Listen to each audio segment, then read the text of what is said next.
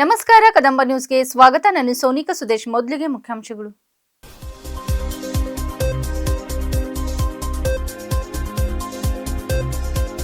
ಮೊದಲ ಬಾರಿಗೆ ಬೀದರ್ಗೆ ಸಚಿವ ಯತೀಂದ್ರ ಸಿದ್ದರಾಮಯ್ಯ ಭವ್ಯ ಅಭಿನಂದನಾ ಸಮಾರಂಭಕ್ಕೆ ಸಕಲ ಸಿದ್ಧತೆ.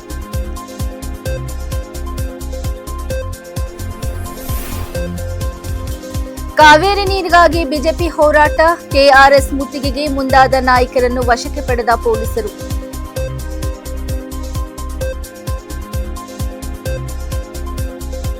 ಕಾವೇರಿ ಪ್ರತಿಭಟನೆ ಹಿನ್ನೆಲೆ ತಮಿಳುನಾಡು ಸಿಎಂ ವಿಜಯ್ ಭೇಟಿಯನ್ನು ಮುಂದೂಡಲು ಮನವಿ.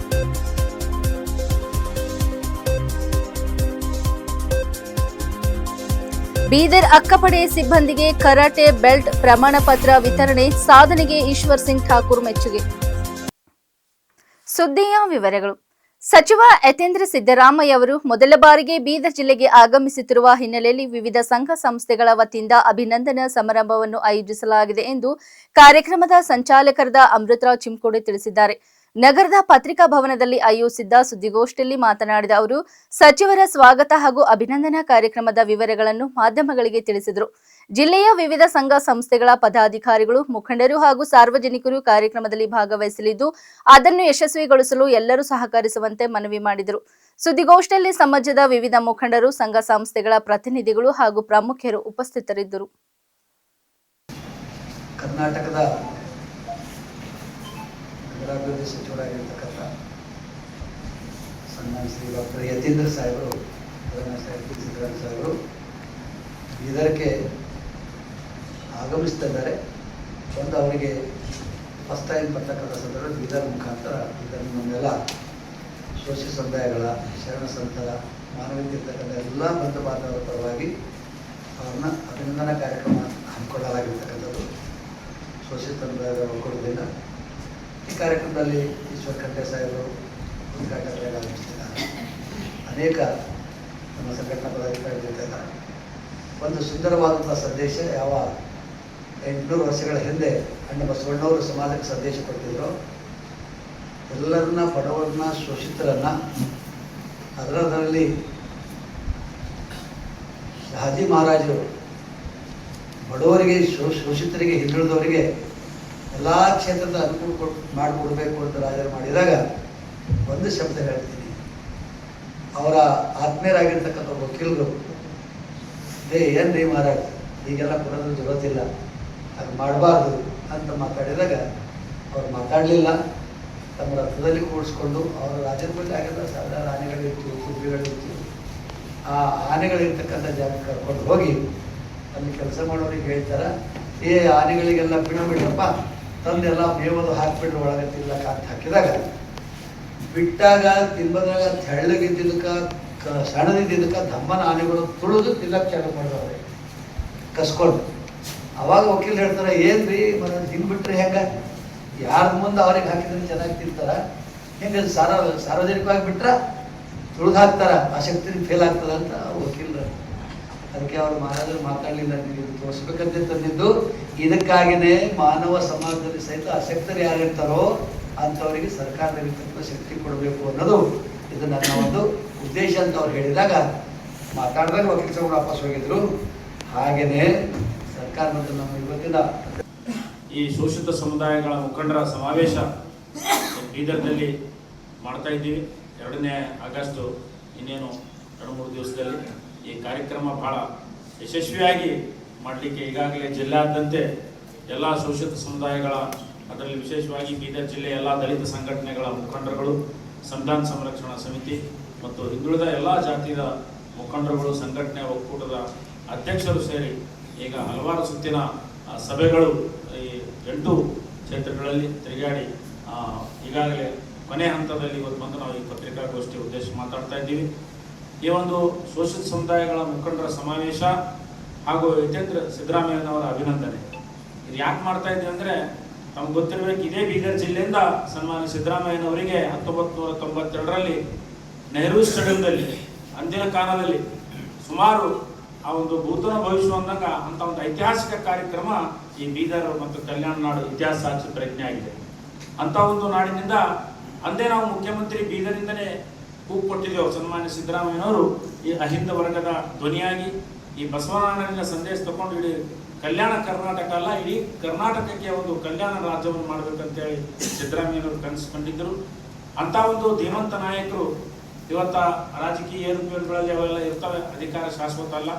ಆದರೆ ಇಂಥ ದಿವಸ ಸನ್ಮಾನ್ಯ ಸಿದ್ದರಾಮಯ್ಯನವರು ರಾಜ್ಯದ ಎಲ್ಲ ಬಡವರಿಗೆ, ಎಲ್ಲ ಜನರಿಗೆ ಕಲ್ಯಾಣ ಕಾರ್ಯಕ್ರಮಗಳು ನೀಡುವುದರ ಜೊತೆಗೆ ಸನ್ಮಾನ್ಯ ಸಿದ್ದರಾಮಯ್ಯನವರು ಈ ರಾಜ್ಯದಲ್ಲಿ ಅಜರಾಮರಾಗಿರುತ್ತಾರೆ. ಅಂಥ ಒಂದು ಸಿದ್ದರಾಮಯ್ಯವರ ಪುತ್ರರಾದಂತಹ ಯತೇಂದ್ರ ಸಿದ್ದರಾಮಯ್ಯನವರು ಇವತ್ತು ಬೀದರ್ನಿಂದ ಮತ್ತೊಮ್ಮೆ ನಾವು ಅಹಿಂದ ಹೋರಾಟಗಾರರ ಮುಖಂಡರ ಈ ಸಮಾವೇಶದ ಮುಖಾಂತರ ಅವರು ಯುವಕರಿದ್ದಾರೆ, ಅವರು ಮತ್ತೆ ಇದೇ ಬಸವನಾಡಿನಿಂದ ನಮ್ಮ ಅಹಿಂದ ಚಳವಳಿ, ಶೋಷಿತರ ಚಳವಳಿ, ದಲಿತರ ಧ್ವನಿಯಾಗಿ ಸಂವಿಧಾನ ರಕ್ಷಣೆಗಾಗಿ ಅವರು ಮತ್ತೊಮ್ಮೆ ಪಣ ತೊಟ್ಟು ಅವರಿಗೆ ಒಂದು ಅಭಿನಂದನೆ ಸಮಾರಂಭ ಏರ್ಪಡಿಸಿ, ಈ ಒಂದು ಸಂದರ್ಭದಲ್ಲಿ ಈಗಾಗಲೇ ಹಲವಾರು ಈ ಸಮಾವೇಶದಲ್ಲಿ ನಮ್ಮ ಏನು ಕೆಲವು ಬೇಡಿಕೆಗಳು ಹಾಕಿ ಉಳಿದ್ರು. ಒಂದು ಸಮಾವೇಶವನ್ನು ಹಮ್ಮಿಕೊಳ್ಳಲಾಗಿದೆ ನಮ್ಮ ರಂಗಮಂದಿರದಲ್ಲಿ. ತಮ್ಮ ಮುಖಾಂತರ ಎಲ್ಲ ಶೋಷಿತ ಸಮುದಾಯದ ಉಪಪಂಗಡಗಳ ಅಧ್ಯಕ್ಷರು, ಕಾರ್ಯದರ್ಶಿಗಳು ಅವರಿಗೆ ಒಂದು ವಿನಂತಿ ಮಾಡೋದೇನಂದರೆ ತಮ್ಮ ಸಮಾಜ ಬಾಂಧವರಿಗೆ ತೊಗೊಂಡು ಬಂದು ಈ ಸಮಾವೇಶನ ಅಲಂಕರಿಸಬೇಕು ಅಂತೇಳಿ ತಮ್ಮ ಮೂಲಕ ಎಲ್ಲ ಸಮುದಾಯದ ಎಲ್ಲ ಹಿರಿಯರಿಗೆ ನಾನು ಒಂದು ಕರೆಯನ್ನು ಕೊಡ್ತಿದ್ದೇನೆ. ಈಗಾಗಲೇ ವಿಸ್ತಾರವಾಗಿ ಇದರ ಬಗ್ಗೆ ಮಾತಾಡಿದ್ದಾರೆ ನಮ್ಮ ಅಮೃತ್ ಚಿಂಪಡವರು ಹಾಗೂ ಬರೆದವರು. ಇದು ತಮ್ಮದೆಲ್ಲ ಆಶೀರ್ವಾದ ಇರಲಿ. ತಮ್ಮ ಮುಖಾಂತರ ಇದಕ್ಕೊಂದು ಸ್ವಲ್ಪ ಜಾಸ್ತಿ ತಾವು. ತಮಿಳುನಾಡಿಗೆ ಕಾವೇರಿ ನೀರು ಬಿಡುಗಡೆ ಮಾಡುವ ಆದೇಶವನ್ನು ಖಂಡಿಸಿ ಮಂಡ್ಯದ ಕೃಷ್ಣರಾಜ ಸಾಗರ ಅಣೆಕಟ್ಟಿಗೆ ಮುತ್ತಿಗೆ ಹಾಕಲು ಮುಂದಾದ ರಾಜ್ಯ ಬಿಜೆಪಿ ನಾಯಕರು ಮತ್ತು ಕಾರ್ಯಕರ್ತರನ್ನು ಪೊಲೀಸರು ಶುಕ್ರವಾರ ಮುನ್ನೆಚ್ಚರಿಕಾ ಕ್ರಮವಾಗಿ ವಶಕ್ಕೆ ಪಡೆದರು. ರಾಜ್ಯ ಬಿಜೆಪಿ ಅಧ್ಯಕ್ಷ ಬಿವೈ ವಿಜೇಂದ್ರ, ವಿಧಾನಸಭೆಯ ವಿರೋಧ ಪಕ್ಷದ ನಾಯಕ ಆರ್ ಅಶೋಕ್, ವಿಧಾನ ಪರಿಷತ್ ವಿರೋಧ ಪಕ್ಷದ ನಾಯಕ ಛಲವಾದಿ ನಾರಾಯಣಸ್ವಾಮಿ, ವಿಧಾನ ಪರಿಷತ್ ಸದಸ್ಯ ಸಿಟಿ ರವಿ ಸೇರಿದಂತೆ ಹಲವರು ಬಿಜೆಪಿ ಮುಖಂಡರನ್ನು ಪೊಲೀಸರು ಬಂಧಿಸಿ ಕರೆದೊಯ್ದರು. ಕಾಂಗ್ರೆಸ್ ಸರ್ಕಾರದ ವಿರುದ್ಧ ಘೋಷಣೆಗಳನ್ನು ಕೂಗಿದ ಪ್ರತಿಭಟನಾಕಾರರು ಕಾವಿರಿ ಜಲ ನಿಯಂತ್ರಣ ಸಮಿತಿ ಶಿಫಾರಸನ್ನು ಕಾವಿರಿ ಜಲ ನಿರ್ವಹಣಾ ಪ್ರಾಧಿಕಾರ ಎತ್ತಿ ಹಿಡಿದಿರುವುದನ್ನು ತೀವ್ರವಾಗಿ ಖಂಡಿಸಿದರು. ರಾಜ್ಯದಲ್ಲಿ ಮಳೆ ಕೊರತೆ ಹಾಗೂ ತೀವ್ರ ಬರ ಪರಿಸ್ಥಿತಿ ಇದ್ದರೂ 15 ದಿನಗಳ ಕಾಲ ಪ್ರತಿದಿನ 3,500 ಕ್ಯೂಸೆಕ್ ನೀರನ್ನು ತಮಿಳುನಾಡಿಗೆ ಬಿಡುಗಡೆ ಮಾಡುವಂತೆ ಆದೇಶಿಸಿರುವುದು ಕರ್ನಾಟಕ ರೈತರ ಹಿತಾಸಕ್ತಿಗೆ ವಿರುದ್ಧವಾಗಿದೆ ಎಂದು ಅವರು ಆರೋಪಿಸಿದರು. ಕೆಆರ್ಎಸ್ ಸಮೀಪದಲ್ಲಿ ಮೊದಲು ಧರಣಿ ನಡೆಸಿದ ಬಿಜೆಪಿ ನಾಯಕರು ಬಳಿಕ ಅಣೆಕಟ್ಟಿನತ್ತ ಮೆರವಣಿಗೆ ನಡೆಸಲು ಮುಂದಾದಾಗ ಪೊಲೀಸರು ತಡೆದು ವಶಕ್ಕೆ ಪಡೆದರು. ಪ್ರತಿಭಟನೆಯಲ್ಲಿ ಮಾಜಿ ಮುಖ್ಯಮಂತ್ರಿ ಬಿಎಸ್ ಯಡಿಯೂರಪ್ಪ ಹಾಗೂ ಮಾಜಿ ಸಂಸದೆ ಸುಮಲತಾ ಅಂಬರೀಶ್ ಕೂಡ ಭಾಗವಹಿಸಿದರು. ಕರ್ನಾಟಕದ ಮುಖ್ಯಮಂತ್ರಿಯಾಗಿ ಕರ್ನಾಟಕದ ರೈತರ ಹಿತವನ್ನು ರಕ್ಷಣೆ ಮಾಡಿ ಅಂತೇಳಿ ಅವರಿಗೆ ಕರ್ತವ್ಯದ ನೆನಪು ಮಾಡಿಕೊಳ್ಳೋದಕ್ಕೆ ಈ ಹೋರಾಟ.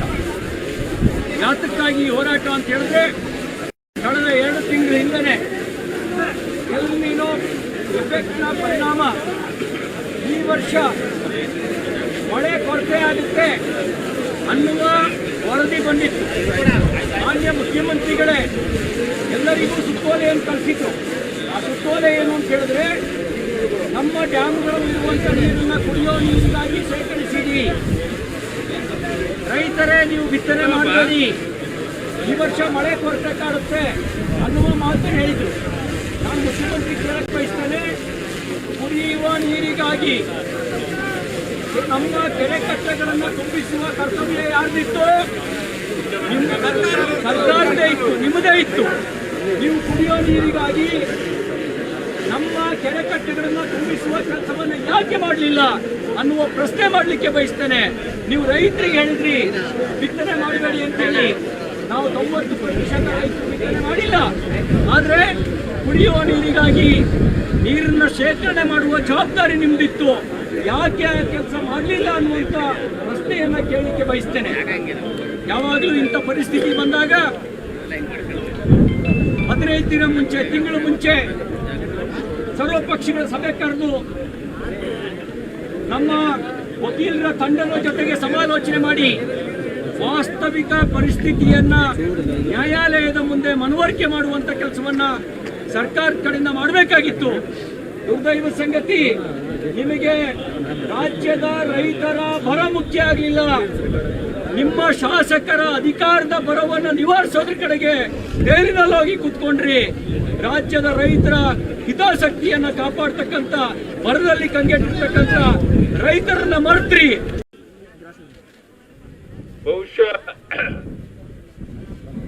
ಈ ರಾಜ್ಯದ ಮುಖ್ಯಮಂತ್ರಿಗೆ ಕರ್ನಾಟಕ ರಾಜ್ಯದ ಹಿತ ಮುಖ್ಯ ಅಲ್ಲ. ಅವರು ಪ್ರಾಮಾಣಿಕರಾಗಿದ್ರೆ ಒಂದು ಹನಿ ನೀರನ್ನ ತಮಿಳುನಾಡಿಗೆ ಬಿಡಲ್ಲ. ಅಗತ್ಯ ಬಿದ್ದರೆ ನಾನು ಮುಖ್ಯಮಂತ್ರಿ ಸ್ಥಾನಕ್ಕೆ ರಾಜೀನಾಮೆ ಕೊಡ್ತೇನೆ ರಾಜ್ಯದ ರೈತರ ಹಿತದೃಷ್ಟಿಯಿಂದ ಅಂತ ಹೇಳ್ಬೇಕಾಗಿತ್ತು. ಆ ಮಾತನ್ನು ಹೇಳ್ದೇನೆ ರಾಜಕೀಯ ದೊಂಬರಾಟ ಮಾಡ್ತಾ ಯಾರು ಸಚಿವರಾಗಬೇಕು ಅಂತೇಳಿ ದೆಹಲಿನಲ್ಲಿ ರಾಹುಲ್ ಗಾಂಧಿ ಮನೆ ಬಾಗಿಲಿಗೆ ಕಾಯ್ಕೊಂಡು ಕೂತಿರುವಂತ ಈ ಲಜ್ಜೆಗೆಟ್ಟ ಕಾಂಗ್ರೆಸ್ ಮುಖಂಡರಿಗೆ ಎಷ್ಟು ಬಾರಿ ಧಿಕ್ಕಾರ ಹೇಳಿದ್ರು ಕಡಿಮೆ ಆಗುತ್ತೆ. ಇಂಥ ಒಂದು ವಿಶೇಷವಾದ ಸಂದರ್ಭದಲ್ಲಿ ಇವತ್ತೇನು ತಮಿಳುನಾಡಿಗೆ ದಿನ 3,500 ಕ್ಯೂಸೆಕ್ ನೀರು ಹರಿಸಬೇಕು ಅಂತೇಳಿ ಕಾವೇರಿ ನಿಯಂತ್ರಣ ಮಂಡಳಿ ಹೇಳಿದೆ. ಇವತ್ತು ಇಲ್ಲಿ KRS ನಲ್ಲಿ ನಾವು ಧರಣಿ ಕುಂತಿದ್ದೇವೆ. ಬನ್ನಿ ಮುಖ್ಯಮಂತ್ರಿಗಳೇ, ನಿಮ್ಮ ತಮಿಳುನಾಡಿನ ಮುಖ್ಯಮಂತ್ರಿ ಬರ್ತಾರಲ್ಲ ಅವ್ರನ್ನ ಇಲ್ಲಿ ಕರ್ಕೊಂಡು ಬನ್ನಿ. ಇಲ್ಲಿ ಈ ಜಲಾಶಯ ಸಂಪೂರ್ಣ ಬತ್ತೋಗಿದೆ. ಬಹುಶಃ ಬರುವಂತ ದಿವಸಗಳಲ್ಲಿ ಕುಡಿಯುವ ನೀರು ಕೊಡೋದಕ್ಕೂ ಕಷ್ಟ ಆಗುತ್ತೆ ಅನ್ನುವಂತ ಪರಿಸ್ಥಿತಿ ಇರುವಂತ ಈ ಸಂದರ್ಭದಲ್ಲಿ ಯಾವ ಮುಖ ಇಟ್ಕೊಂಡು ಇವತ್ತು ನೀವು ಈ ರಾಜಕೀಯ ದೊಂಬರಾಟ ಮಾಡ್ತಾ ಇದ್ದೀರಾ? ಮುಖ್ಯಮಂತ್ರಿಗಳಿಗೆ ನಾನು ಕೇಳಕ್ಕೆ ಇಚ್ಛೆ ಪಡ್ತೇನೆ, ಈಗಾಗಲೇ ಸ್ಪಷ್ಟವಾದ ನಿರ್ಧಾರವನ್ನು ತಗೊಂಡು ಸುಪ್ರೀಂ ಕೋರ್ಟ್ಗೆ ಮನವರಿಕೆಯನ್ನು ಮಾಡಿದ್ದಿದ್ರೆ ಈ ಗಂಡಾಂತರದಿಂದ ನಮ್ಮ ತಪ್ಪಿಸಬಹುದಾಗಿತ್ತು. ಇವತ್ತು ಕುಡಿಯುವ ನೀರಿನ ಹಾಹಾಕಾರ ಇರುವಂತ ಸಂದರ್ಭದಲ್ಲಿ, ಉಸಿರು ಕಟ್ಟುವಂತ ಪರಿಸ್ಥಿತಿ ಇರುವಂತ ಸಂದರ್ಭದಲ್ಲಿ, ನಮ್ಮೆಲ್ಲ ಜಲಾಶಯಗಳು ಬತ್ತಿ ಹೋಗಿರುವಂತ ಈ ಸಂದರ್ಭದಲ್ಲಿ, ಕೆರೆಕಟ್ಟೆಗಳು ಬತ್ತಿ ಹೋಗಿರುವಂತ ಈ ಸಂದರ್ಭದಲ್ಲಿ ಜನಹಿತವನ್ನ ಮರೆತು ರಾಜಕೀಯ ದೊಂಬರಾಟದಲ್ಲಿ ತೊಡಗಿರುವಂತ ಈ ರಾಜ್ಯ ಮುಖ್ಯಮಂತ್ರಿ ಶಿವಕುಮಾರ್ DK ಶಿವಕುಮಾರ್ ಅವರಿಗೆ ಧಿಕ್ಕಾರ ಧಿಕ್ಕಾರ ಧಿಕ್ಕಾರ ಅಂತ ಹೇಳಬೇಕಾಗುತ್ತೆ. ನಿಮ್ಗೆ ಜನಹಿತ ಮುಖ್ಯ ಅಲ್ಲ, ನಿಮಗೆ ಮುಖ್ಯಮಂತ್ರಿ ಸ್ಥಾನದ ಮುಖ್ಯ ಅನ್ನುವಂಥದ್ದು ಸ್ಪಷ್ಟವಾಗಿದೆ. ದೆಹಲಿನಲ್ಲಿ ರಾಹುಲ್ ಗಾಂಧಿ ಮನೆ ಬಾಗಿಲು ಕಾದು ಕುಂತಿರುವಂತ ನಿಮಗೆ ಸಚಿವ ಸಂಪುಟವನ್ನ ವಿಸ್ತರಣೆ ಮಾಡೋದು ಮುಖ್ಯನೇ ಹೊರತು ರಾಜ್ಯದ ಜನರ ಹಿತ ಅಲ್ಲ ಅನ್ನುವಂಥದ್ದು ಸ್ಪಷ್ಟವಾಗಿರುವಂತ ಈ ಸಂದರ್ಭದಲ್ಲಿ ಕರ್ನಾಟಕದಲ್ಲಿ ಕಾವೇರಿ ವಿಚಾರವಾಗಿ ನಡೆಯುತ್ತಿರುವ ಪ್ರತಿಭಟನೆ ಹಿನ್ನೆಲೆಯಲ್ಲಿ ಆಗಸ್ಟ್ 3ರಂದು ಬೆಂಗಳೂರಿಗೆ ನಿಗದಿಯಾಗಿದ್ದ ತಮಿಳುನಾಡು ಮುಖ್ಯಮಂತ್ರಿ ಸಿ ವಿಜಯ್ ಜೋಸೆಫ್ ಅವರ ಭೇಟಿಯನ್ನು ಮುಂದೂಡುವಂತೆ ಮುಖ್ಯಮಂತ್ರಿ DK ಶಿವಕುಮಾರ್ ಮನವಿ ಮಾಡಿದ್ದಾರೆ. ಕಾವೇರಿ ನೀರು ಹಂಚಿಕೆ ಪ್ರಾಧಿಕಾರ ತಮಿಳುನಾಡಿಗೆ 15 ದಿನಗಳ ಕಾಲ ಪ್ರತಿದಿನ 3,500 ಕ್ಯೂಸೆಕ್ ನೀರು ಹರಿಸುವಂತೆ ನೀಡಿರುವ ನಿರ್ದೇಶನದ ಹಿನ್ನೆಲೆಯಲ್ಲಿ ರಾಜ್ಯದಲ್ಲಿ ಉದ್ವಿಗ್ನ ವಾತಾವರಣ ನಿರ್ಮಾಣವಾಗಿರುವುದರಿಂದ ಸಿಎಂ DK ಶಿವಕುಮಾರ್ ಈ ಮನವಿ ಮಾಡಿದ್ದಾರೆ ಎನ್ನಲಾಗಿದೆ. ರಾಜ್ಯದಲ್ಲಿ ವಿಶೇಷವಾಗಿ ಮಂಡ್ಯ ಜಿಲ್ಲೆಯಲ್ಲಿ ಕಾವೇರಿ ವಿಚಾರವಾಗಿ ಪ್ರತಿಭಟನೆಗಳು ತೀವ್ರಗೊಂಡಿವೆ. ಪ್ರತಿಭಟನಾಕಾರರು ವಿಜಯ್ ಅಭಿನಯದ ಇತ್ತೀಚೆಗೆ ಬಿಡುಗಡೆಯಾದ ಜನನಾಯಕನ್ ಚಿತ್ರದ ಪೋಸ್ಟರ್ಗಳನ್ನು ಹರಿದು ಹಾಕಿದ್ದು ಕೆಲವೆಡೆ ಚಿತ್ರ ಪ್ರದರ್ಶನವನ್ನು ಸ್ಥಗಿತಗೊಳಿಸುವಂತೆ ಒತ್ತಾಯಿಸಿದ್ದಾರೆ. ಈ ಹಿನ್ನೆಲೆಯಲ್ಲಿ ಆರಂಭದಲ್ಲಿ ತಮಿಳುನಾಡು ಮುಖ್ಯಮಂತ್ರಿಯವರನ್ನು ಸ್ವಾಗತಿಸಲು ಸರ್ಕಾರ ಸಿದ್ಧತೆ ನಡೆಸಿದರೂ ಸಚಿವ ಸಂಪುಟದ ಸಹೋದ್ಯೋಗಿಗಳು ಹಾಗೂ ಕಾನೂನು ತಜ್ಞರೊಂದಿಗೆ ಚರ್ಚಿಸಿದ ಬಳಿಕ ಭೇಟಿಯನ್ನು ಮುಂದೂಡುವ ನಿರ್ಧಾರ ಕೈಗೊಳ್ಳಲಾಗಿದೆ ಎಂದು DK ಶಿವಕುಮಾರ್ ತಿಳಿಸಿದರು.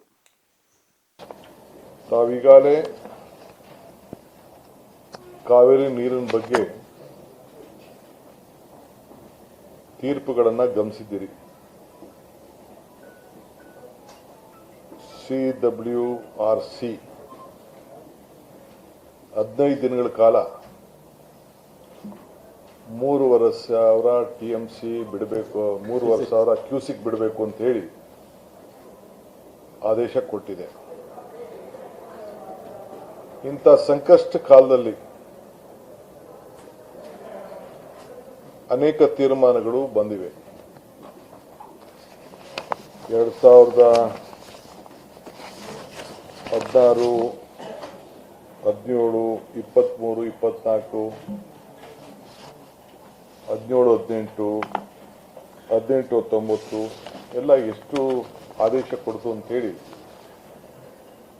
ನಿಮಗೆ ನಾನು ವಿವರವನ್ನು ನಾನು ತಿಳಿಸ್ಲಿಕ್ಕೆ ಬಯಸ್ತಾ ಇದ್ದೇನೆ. ಇವತ್ತು ಬಹಳ ಕಳೆದ 3 ವರ್ಷ ಬಹಳ ಸಂತೃಷ್ಟಿಯಾಗಿ ನಮಗೆ ಮಳೆ ಬಂದಿದೆ. ಬಹುಶಃ ಹೋದ ವರ್ಷ ಬಹಳ ಅತಿ ಇತಿಹಾಸ ಮುನ್ನವಾಗಿ ನಾವು ಕಾವೇರಿ ಪೂಜೆಯನ್ನ KRSನಲ್ಲಿ ನಮ್ಮ ಮಾಜಿ ಮುಖ್ಯಮಂತ್ರಿಗಳಂತ ಸಿದ್ದರಾಮಯ್ಯನವರು ಮತ್ತು ನಾವು ಹೋಗಿ ನೆರವೇರಿಸಿತು. ಕಾವೇರಿ ಆರತಿ ಕೂಡ ನಾನು ಮಾಡಿದೆ. ಸೊ ಜನ ಬಹಳ ಸಂತೋಷವಾಗಿ ಒಳ್ಳೆಯ ಮಳೆ ಬೆಳೆ ಎಲ್ಲ ಕೂಡ ಆಯಿತು. 106 TMC 177 TMC ನೀರನ್ನ ಬಿಡೋ ಜಾಗದಲ್ಲಿ 400 TMC ಹೆಚ್ಚು TMC ತಮಿಳುನಾಡಿಗೆ ಹರಿದೋಯ್ತು. ಸೊ ನಾವು ಅದನ್ನು ಇಟ್ಕೊಳಕ್ ಆಗಲಿಲ್ಲ, ಬಿಡಲೇಬೇಕಾದಂತ ಅನಿವಾರ್ಯತೆ. ಅವರು ಸಂತೋಷ ಪಟ್ಟಿದ್ದಾರೆ. ಸಮುದ್ರಕ್ಕೂ ಹೋಗಿದೆ ನೀರು. ಇದು ದಾಖಲೆಯಲ್ಲಿ ಎಲ್ಲ ನಂಬರ್ಗಳು ನಿಮ್ಮ ಹತ್ರನೂ ಇದೆ, ನಮ್ಮ ಹತ್ರನೂ ಇದೆ. ಇವತ್ತು ನಮಗೆ ಬಿಳುಗುಂಡ್ಲಿಗೆ ನಾವು 3,500 ಕ್ಯೂಸಿಕ್ ಬಿಡಬೇಕು ಅಂತ ಹೇಳಿ ಆದೇಶ ಏನು ಕೊಡ್ತು, ಅದಕ್ಕೆ ನಾವು ಅಪೀಲ್ ಆಗ್ತದೆ CWMA ಮುಂದೆ. ಕೆಲವು ನನ್ನ ವಿರೋಧ ಪಕ್ಷದ ಸ್ನೇಹಿತರು ನಮ್ಮ ಅಧಿಕಾರಿಗಳು ಹೋಗ್ಲಿಲ್ಲ ಅಂತ ಹೇಳಿ ಪಾಪ ಅವರ ಆರೋಪಗಳನ್ನು ಕೂಡ ಮಾಡಿದ್ರು. ಬೀದರ್ ಜಿಲ್ಲಾ ಪೊಲೀಸ್ ಇಲಾಖೆಯ ವತಿಯಿಂದ ಅಕ್ಕಪಡೆ ಸಿಬ್ಬಂದಿಗೆ ಕರಾಟೆ ತರಬೇತಿ ಪೂರ್ಣಗೊಳಿಸಿದ ಹಿನ್ನೆಲೆಯಲ್ಲಿ ಕರಾಟೆ ಬೆಲ್ಟ್ ಹಾಗೂ ಪ್ರಮಾಣ ಪತ್ರ ವಿತರಣಾ ಸಮಾರಂಭವನ್ನು ಆಯೋಜಿಸಲಾಯಿತು. ಕಾರ್ಯಕ್ರಮದಲ್ಲಿ ಮುಖ್ಯ ಅತಿಥಿಯಾಗಿ ಭಾಗವಹಿಸಿ ಮಾತನಾಡಿದ ಈಶ್ವರ್ ಸಿಂಗ್ ಠಾಕೂರ್, ನಾನು ಬಾಲ್ಯದಿಂದಲೇ ಕರಾಟೆ ಅಭ್ಯಾಸ ಮಾಡುತ್ತಿದ್ದೇನೆ. ಬಾಲ್ಯದಲ್ಲಿ ಕರಾಟೆ ಕಲಿಯುವುದು ಸುಲಭ, ಆದರೆ ವಯಸ್ಸಾದಂತೆ ಅದನ್ನು ಅಭ್ಯಾಸ ಮಾಡುವುದು ಸವಾಲಿನ ಸಂಗತಿಯಾಗಿದೆ. ಆದರೂ ಅಕ್ಕಪಡೆಯ ಸಿಬ್ಬಂದಿ ಅಲ್ಪಾವಧಿಯಲ್ಲೇ ಉತ್ತಮ ರೀತಿಯಲ್ಲಿ ತರಬೇತಿ ಪಡೆದು ತಮ್ಮ ಪ್ರತಿಭೆಯನ್ನು ಪ್ರದರ್ಶಿಸಿದ್ದಾರೆ. ಅವರ ಸಾಧನೆ ಶ್ಲಾಘನೀಯವಾಗಿದೆ ಎಂದು ಹೇಳಿದರು. ಕಾರ್ಯಕ್ರಮದಲ್ಲಿ ಬೀದರ್ ಜಿಲ್ಲಾ ಪೊಲೀಸ್ ವರಿಷ್ಠಾಧಿಕಾರಿ ಪ್ರದೀಪ್ ಗುಂಟಿ, ಮಿಸಸ್ ಪ್ರದೀಪ್ ಗುಂಟಿ, ಅಕ್ಕಪಡೆಯ ಮಹಿಳಾ ಸಿಬ್ಬಂದಿ ಹಾಗೂ ಪೊಲೀಸ್ ಇಲಾಖೆ ಅಧಿಕಾರಿಗಳು ಮತ್ತು ಸಿಬ್ಬಂದಿ ಉಪಸ್ಥಿತರಿದ್ದರು. ಸಮಾರಂಭದಲ್ಲಿ ತರಬೇತಿ ಪೂರ್ಣಗೊಳಿಸಿದ ಸಿಬ್ಬಂದಿಗೆ ಕರಾಟೆ ಬೆಲ್ಟ್ ಹಾಗೂ ಪ್ರಮಾಣ ಪತ್ರಗಳನ್ನು ವಿತರಿಸಿ ಅಭಿನಂದಿಸಲಾಯಿತು.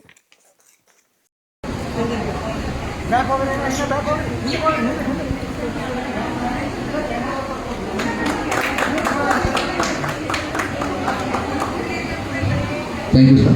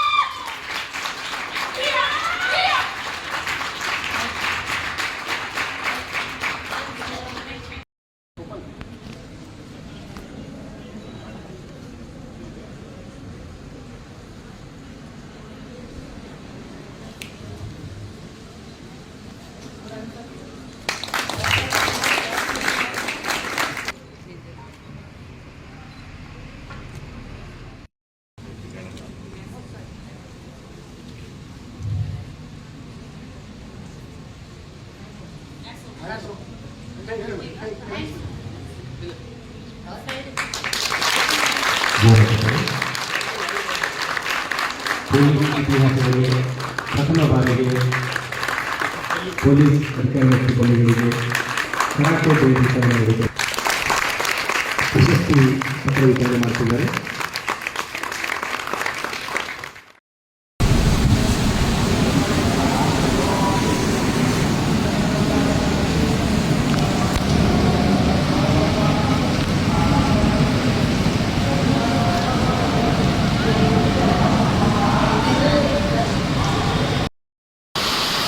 ನಾನು ಅರೆಸ್ಟ್ ಮಾಡುವಾಗ ಒಂದು 10 ಜನರಿಗೆ ಲಾಠಿ ಕೊಟ್ಟು ಮಧ್ಯದಲ್ಲಿ ನಾನು ನಿಂತ್ಕೊಳ್ತಿದ್ದೆ.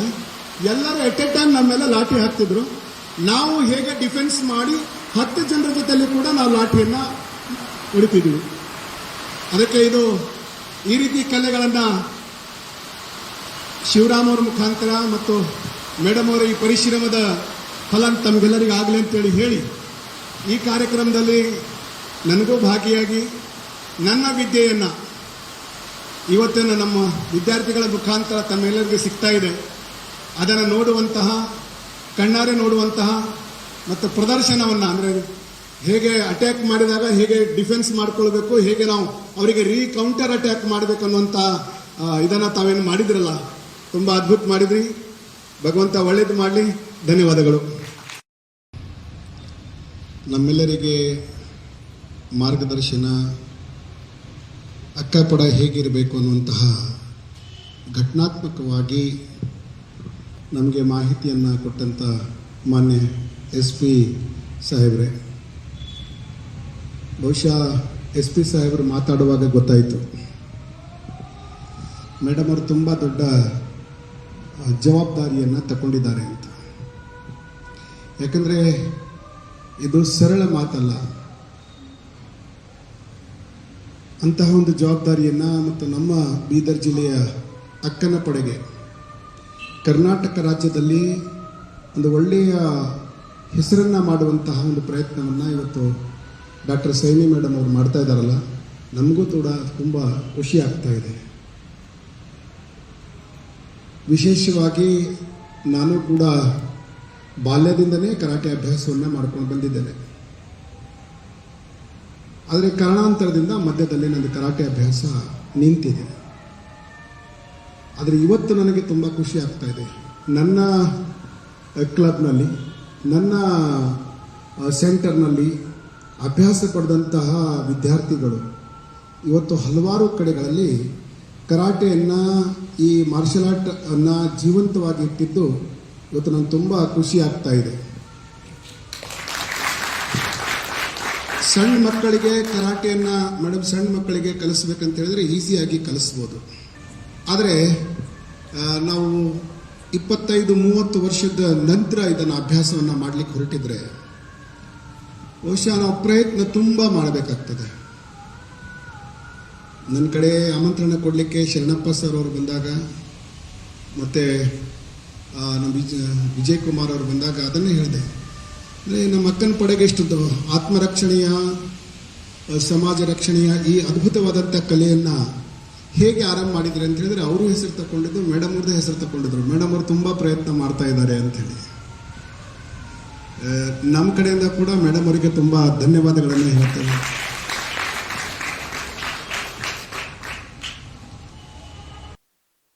ಔರಾದ್ ತಾಲೂಕಿನ ಕೌಠಾಕೆ ಗ್ರಾಮದ ಕ್ರಾಸ್ನಿಂದ ವಡೆಗು ಗ್ರಾಮದವರೆಗೆ ಸುಮಾರು 12 ಕಿಲೋಮೀಟರ್ ರಸ್ತೆ ಕಳೆದ 10 ವರ್ಷಗಳಿಂದ ಸಂಪೂರ್ಣ ಹದಗೆಟ್ಟಿದ್ದು, ತುರ್ತಾಗಿ ರಸ್ತೆ ನಿರ್ಮಾಣಕ್ಕೆ ಅನುಮೋದನೆ ನೀಡಿ ಅಗತ್ಯ ಅನುದಾನ ಬಿಡುಗಡೆ ಮಾಡಬೇಕೆಂದು ಕೇಂದ್ರ ರಸ್ತೆ ಸಾರಿಗೆ ಮತ್ತು ಹೆದ್ದಾರಿ ಸಚಿವ ನಿತಿನ್ ಗಡ್ಕರಿ ಅವರಿಗೆ ಮಾಜಿ ಗ್ರಾಮ ಪಂಚಾಯಿತಿ ಸದಸ್ಯ ಪ್ರದೀಪ್ ಏನಗುಂದೆ ಅವರು ಮನವಿ ಸಲ್ಲಿಸಿದ್ದಾರೆ.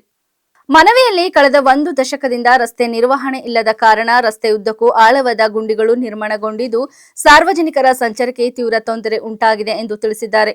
ರಸ್ತೆ ಹದಗೆಟ್ಟ ಪರಿಣಾಮ ಆಂಬ್ಯುಲೆನ್ಸ್ ಸೇರಿದಂತೆ ತುರ್ತು ಸೇವೆಗಳ ಸಂಚಾರ ವಿಳಂಬವಾಗುತ್ತಿದ್ದು ಅನಾರೋಗ್ಯ ಪೀಡಿತರ ಜೀವಕ್ಕೂ ಅಪಾಯ ಎದುರಾಗುತ್ತಿದೆ ಎಂದು ವಿವರಿಸಿದ್ದಾರೆ.